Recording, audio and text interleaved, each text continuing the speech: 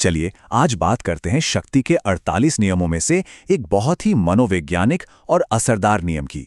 नियम 27, लोगों की विश्वास करने की जरूरत का फायदा उठाएं। ये नियम इंसान की एक बहुत ही गहरी सच्चाई को सामने लाता है। इंसान को ना सच से ज्यादा उम्मीद की जरूरत होती है, और जिसने भी इस बुनियादी मानवीय सच्चाई को समझ लिया वो दुनिया पर एक जबरदस्त असर डाल सकता है। लोग विश्वास करना चाहते हैं, चाहे वो कोई सपना हो, एक उम्मीद हो या फिर एक नई शुरुआत की चाहत। देखिए, इंसानी साइकोलॉजी ना बड़ी सीधी सी है। असलियत वो अक्सर मुश्किल लगती है ना? जबकि विश्वास में एक आराम मिलता है, एक दिशा मिलती है। और जब कोई बड़े बने बनाए बिलीफ सिस्टम्स नहीं होते तो लोग एक कारण, एक मकसद या एक नए विश्वास को ढूंढने के लिए बेचैन हो जाते हैं। और जो कोई भी उन्हें ये विश्वास देता है, लोग बस उसके पीछे चल पड़ते हैं। तो सवाल ये उठता है कि इंसान की इस जबरदस्त जरूरत का इस्तेमाल आखिर कैसे किया जा सकता है। अब हम विश्वास के क्यों से आगे बढ़कर कैसे पर बात करेंगे, यानी फॉलोअर्स बनाने के तरीकों पर। चलिए एक नजर डालते हैं धोखेबाजों की प्लेबुक पर। एक ऐसा फॉर्मूला जो वक्त के साथ कभी पुराना नहीं होता।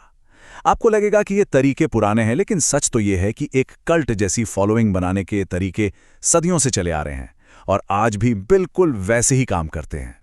तो ये हैं वो 5 मुख्य कदम, एक प्लेबुक जिसे धोखेबाजों ने सदियों से परफेक्ट किया है।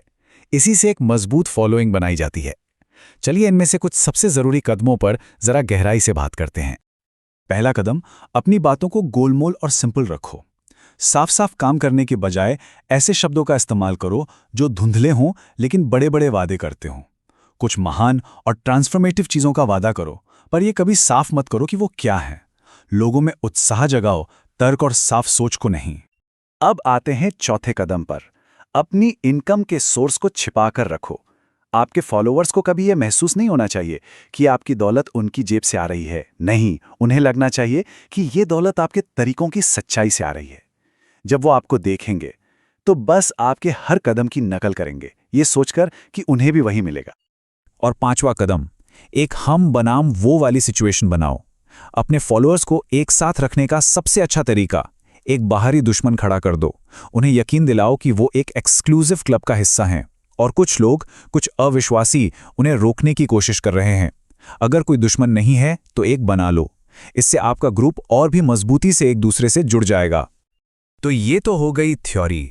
असल में ये सब कैसे होता है, चलिए एक क्लासिक केस स्टडी देखते हैं जिसने इन सिद्धांतों का शानदार तरीके से इस्तेमाल किया। मिलिए पीटी बार्नम से। ये कोई आम शोमैन नहीं थे, ये विश्वास के मनोविज्ञान के मास्टर थे।